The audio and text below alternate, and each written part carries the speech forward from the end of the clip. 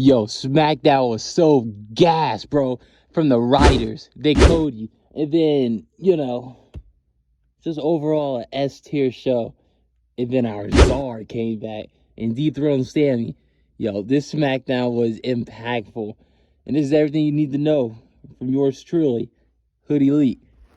SmackDown started off with our homelander of WWE, our WWE champion, Cody Rhodes, ultimately saying how in their recent encounter with Seth and him at Crown Jewel, how the match played out, and it really wasn't in his favor.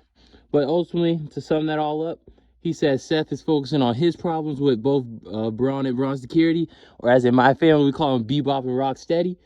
And then Cody ultimately said he's going to go ahead and deal with his problem, which is on SmackDown. Then that's when he had talked about the #1 contenders match against Drew McIntyre and Jacob Fatu, and ultimately just congratulating the crowd on the future of where WWE is. Then there was this backstage segment with the MFTs, Solo Sikoa leading the charge, and they were walking by the camera production and saw Phoenix taking his photos, and Solo ultimately told him to move, because he's the head leader of this whole MFT faction, his family tree. Phoenix ultimately saying, no, that ain't how we going to do it, amigo. Solo didn't like that term. MFT took him out, tossed him, banged him up, and that will be very important for later on in this video. Right, then the first match of the night was Charlotte Flair and Alexa Bliss versus the team of Sol Ruka and Zaruka. Honestly, it was a match. It was a match you can expect with all of them. Really good match. Solid match. And the key moments pretty much from the match is Blake Monroe, not Mariah this time. I mistakenly said that last video. But Mariah, she was ringside distracting Sol ultimately. And then that led for Charlotte to chop block her, which I figured was a great touch up on the figure 8 she won the match with. But also, rumors are spreading Chris Jericho might come back to the WWE. And why I'm bringing this up, because it was teasers in the match when Charlotte actually hit the walls of Jericho, or the Lion Tamer version of it. And if you remember, I think Cena and Styles match, 5-star match of the year. I'm telling you now. Then Cena had hit the walls of Jericho in that match. And then Ethan Page hitting Code Breaker, Izzy Dame hitting Code Breaker. It's just a lead up. Ultimately, I really want him to come back to WWE. And if he was to, it would be cool to bring back Judas, the whole Judas character. That would be fire. But back to the match. Solid match. Great match. I love the team of Zaruka. Definitely. They got a great future in the main event scene tag division. It was Mr. All gas, no brakes with it. Ultimately talking to Cody backstage, saying how he's finna, after he dog walked Drew, and after he dog walked Drew, he gonna handle Cody. Pause. He gonna handle Cody as in wrestle match wise. But yeah, he said some hard stuff, boy. I thought when he said Ghost Ride the Whip, I was like, ooh. Then when he said he'll finish dog walking Drew, he said he'll finish dog walking Drew from Oakland to Sacktown, the Bay Area, and back down. Tupac reference. But I thought that was so cool. And honestly, I definitely could see Jacob being world champ soon. He has the look and everything, but then something happens later in the show, and it's like, dang, bro. Like a setback for real, ultimately. But that'll show up too. I'll talk about that too afterwards. Then it was this promo package from Alistair Black and Zelina Vega, his wife. Yo, I thought that was so cool how they're now in WWE. I love how they're doing the couples now. Like it was Becky and Seth. Then it was AJ Lee and CM Punk. Now Zelina and Alistair. And there's a whole lot other than name. Way back when, Nikki and Cena, they had their stuff going on. Then I believe like Edge and Lita actually had their stuff going on. But it was really cool though just to see the relationships. They're showing it on TV, and I'm happy Zelina is with Alistair now on TV, because prior she wasn't really doing that much. She held the U.S. title, but the reign was it was iffy. But I'm happy they revamped her and she's with her husband now. But ultimately talking about how they feel accomplished together, and this was the whole thing of the plan, part of the plan and things like that. But I'm really excited to see where this is going, though. And it just made me smile, man. It was this backstage segment with Nick and The Miz. Ultimately chatting it up, talking about, I guess, Miz and his future. Then that's when Sammy came in the room, you know, because Nick called him over and said, how you're not going to do the open challenge this week. Sammy being Sammy, he wants to defend the U.S. Open Challenge every week for new competitors and saying that's not fair to how the hungry talent back there, you know, wants a shot, and now it's not on the show no more. And honestly, I agree with Sammy wholeheartedly. I agree. His open challenge is godlike. I ain't gonna say it's better than Cena's. That, I remember being small, just watching that. That was generational good. I ain't understand the story or nothing, but I know who I was rooting for, and I know how it made me feel at the end of the day. But really good stuff. But back to Sammy though. He ultimately denied and said, "Nah, Nick, I'm going out there no matter what." And that was pretty much it. The Miz eavesdropping. He came back smirking at Nick saying, yeah. Well, Nick asked him anything else. He said, nah, I'm good. Then that also led for later in the night when Sammy was waiting for who it was. And Miz came out. And we all thought that was the challenge. Then Mello came back with the hardest receipt I ever seen, bro. I was like, bro, it's not that serious. But he hit Miz in the back and just a brawl broke out. They went in the back because Miz last week attacked Mello. So I understand the frustration. But then, holy crap. That's when my czar, after freaking, I believe like 2 years or a year and a half, finally came back. And bro, I popped for real, bro. Orchestra done constructed in the living room, bro. Me and my siblings was out there singing to his song because like the way his beat is on the song, it's like and when we say in between, it's like zar zar zar zar zar zar zar zar zar zar zar zar zar zar zar. Bro, we was in there for real. It was crazy good. Then when we see him, he got the neck tattoo, the hair slicked back, and he got a little muscle on. I was like, oh snap, new gear and everything. Then, bro, need I say more about that match? Out of all Sammy's matches, I am going to hold you. That might been, I can't say his best, but definitely tied to first. Because for me, it was the Phoenix match. That match was crazy. The crowd was electric, everything. But yeah, that Czar match, it was crazy. He hit the Enziguri, bro. Then the Constantine special. And then Sammy with the Blue Thunder. The Haluva kick, bro, it was really good. Then the crowd, it was just like, yeah. Then when he then I think Sammy, yeah, he hit the Blue Thunder bomb, and me and my siblings was in the living room. We was like, dang, that's it. Then when our Czar kicked out, we was like, holy crap, bro, it was about to go down. And then when our Czar hit the towards the end, he hit that Torpedo Moscow to the H-bomb combo. I was like, oh yeah, that's it, that's over. Then when he counted 3, we was shocked and we was happy. And I'm just happy how Dragunov is just getting booked now. He looks like a star, man. Like, that's that guy for real. That's that boy. But, well, no longer boy, that's man now. But it was just such a good time, man. It was a good moment and everything. He beat Sammy, and honestly, I congratulate Sammy and I thank him for the U.S. Open Challenge. It was definitely one of the best. I can't say the best, but it was definitely one of the best U.S. title reigns of this current time. But I just enjoyed it, man. It was great matches and everything. But I'm super excited to see where this is going with my Czar, man. This is gonna be dope, and it's happy, bro. And that was pretty much that match, man. Can't believe I've been talking for 4 minutes about this subject. It just warmed my heart, man. Then, right after the match, the MFTs came and attacked Mazar and Sammy, and leading to Phoenix, who, like I said earlier in the video, previously got attacked by them earlier in the night, so that he came in to aid Sammy and Dragunov, and but just to get beat up and stuff. Then technically what saved the whole thing was the Wyatts. It was this promo package on the screen with Bo Dallas ultimately talking about what happened last week, which was MFTs attacking them randomly after the match against the Street Profits for the tag titles last week, ultimately telling them like a warning ultimately. Then they had came from, I guess, under the ring or whatever. They stood on the apron face to face. Holy it chants came, and bro, I kid you not, neither. Last week, it was just so, I didn't record, of course, but last week, it was just so fire, too. Like I said, it's these new writers.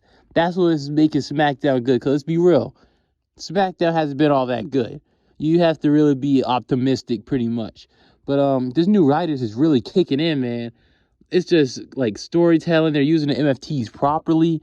I won't say properly, just using them better than how they were in the past. Then just changes. Seeing stars like Phoenix you don't usually see weekly. Nakamura last week, that made me happy. He got his old theme song back. Same with the Prophets. Like this new writing team. I don't know who it consists of, but they need to keep it up, boy. Get them a pay raise or something, because they cooking right now. They cooking. Then yeah, that was pretty much it. So I'm super excited. I honestly hope it'll be at War Games though. Like imagine that match. I think it'll be like a 4-on. It'll be a 4-on-5, but just imagine that War Games match with them, bro. That would be gas for the males version. But yeah, that was just fire, man. Super excited to see where this goes, man. This was the backstage segment with Tiffany and Kiana James ultimately, but in the beginning it was Kathy Kelly asking Tiffany how did she feel after the match with Stephanie at Crown Jewel because she lost and stuff. And Tiffany ultimately was saying how it didn't feel good to lose, but she is still undefeated pretty much this year, 17-1, and she was just focusing on the future pretty much. And that's when Kiana James stepped in and ultimately just trashing on exactly what she said, as in Tiffany. And Kiana ultimately saying, dang, just, I know, I forgot low key. But then Tiffany clapped back with saying those she don't have the it factor. Those that can do and those that can't represent it. And with Kiana being a representative, something like that, to Julia. That's what Tiffany was saying. Ultimately, Kiana got a fist by that, and talking how she's better than Tiffany, and Tiffany challenged her to a match next week. And that's pretty much it. But if y'all remember in the past, back in NXT, they were a tag team. I don't know if they won the championships. I think they did, but they were a tag team, so it's gonna be pretty good. Their chemistry is already good how it is. But I'm loving where the story is. Hopefully, what I would love to see is Julia versus Tiffany. It could be for Tiffany's title on the line to make it sound better, but that match alone, that'll be fire. That'll be fire. Then the next match of the night, we have Motor City versus Los Garza. Like I said, I'm a big fan of Motor City, MCMG. That team, man, and then the quote Corey said, your favorite tag team's favorite tag team. That's hard, bro. That's hard. I don't care what anybody say. And then afterwards, pretty much how the match started is, or how this all came about, was backstage, 10 years, I'm tripping. A year from now, that's when Motor City had their yearly anniversary of coming to WWE and stuff. Then Los Garza, they interrupted, laughing at how they came here a whole year and pretty much nothing else happened. So then that's when Motor City had just challenged them to a match, and that's what we had. Great stuff. For me, Motor City, even though they just got to WWE, to me, they already have Hall of Fame-like careers. Even though they wasn't there years prior, but back in TNA or even Impact, whatever one y'all watched. Then New Japan, PWG, them just going way back in the indies and stuff. Ring of Honor and stuff like that. But the match, it was fire. What could you expect? It's really Motor City, and then I keep glazing them, but Los Garza too. Los Garza, they put on good. Even though I heard and seeing that Santos got released, I'm happy that they did, and they still getting used and things that's in the tag division, because they're a great tag team and all. But really great match. Motor City picked up the win, and just overall just a good match, man. I'm just happy to see both of those teams there. Like I keep saying, the writers, I'm telling you, that's what I think it is. Then it was the backstage segment with Fraxium, and pretty much they were looking at the Motor City match, saying we need to make an impact. Shout out to TNA, and just how they need to get their name back out there. Because if you all remember back at NXT, I kid you not, they were like on a 2019 Adam Cole run, run of a bro. It was a run of the century, bro, run of a lifetime. I kid you not, they were definitely the best tag team of that year. And I watch a whole lot of wrestling. And trust me, last year, it was definitely the year of them tag team-wise. But then that's when DIY showed up. And to me, that's when it got funny. Because Ciampa, I love how ever since he cut his beard, it was like this low-key, what's his name? The Joker who played Joker in Dark Knight. I forgot. It'll come to me. But how he played Joker, I forgot who it was. But Ciampa ultimately, how he just came in, he said, "You want to know where I've been?" Like that. That's that grin like style, boy. But ultimately he came in like that, and ultimately telling them how they were right in the past. How they should team up against the Wyatts, as in the whole division teaming up against the Wyatts, because that's when they were reigning terror. And pretty much just bragging how they were right, and seeing how where the tag team division is now is pretty, in kayfabe, is nothing, pretty much. But yeah, and then Ciampa, he broke the sound barrier, bruh, by yelling to his lungs, bruh, and everything. I was like, dang. And then also when they when what was it? When they said think. How the Wyatts are walking around every day thinking it's Halloween. I thought that was funny. And just things like that. So I think next week they're gonna have a match where something's going on, but I like where this is going though. I can't hold you. Alright, then the main event. The Bay Area's own Jacob Fa. No, my bad. Jacob Fa 2, bro. It was that match. It was Drew and Jacob, bro. I was so stoked for it, man. But then backstage, Jacob got laid out. I ain't gonna hold whoever did that. They knew exactly what they were doing. They took him out. Like, I don't even know, bro. Like blood and everything, the teeth coming out. I was like, dang. Then the whole Scapland, I believe, that fell on him. I was like, okay. And then me and my siblings, we was like, I don't think Drew would do this, because Drew, if you he had posted on Twitter the other day too, before the whole show, he said how he just want Jacob 100% for he can beat him. Therefore, it's no excuse or nothing like that. So that's why I thought it wasn't Drew. It's literally like a mystery. Ultimately, like last year, I believe, when Naomi had attacked Jay, but we didn't know who it was. So that's kind of what it's giving me again, the vibes of. But then Drew was already in the ring waiting, and that's when Nick came out and ultimately accused and say, Drew, why did you do this? Then Drew ultimately defended himself, saying, nah, he ain't do this.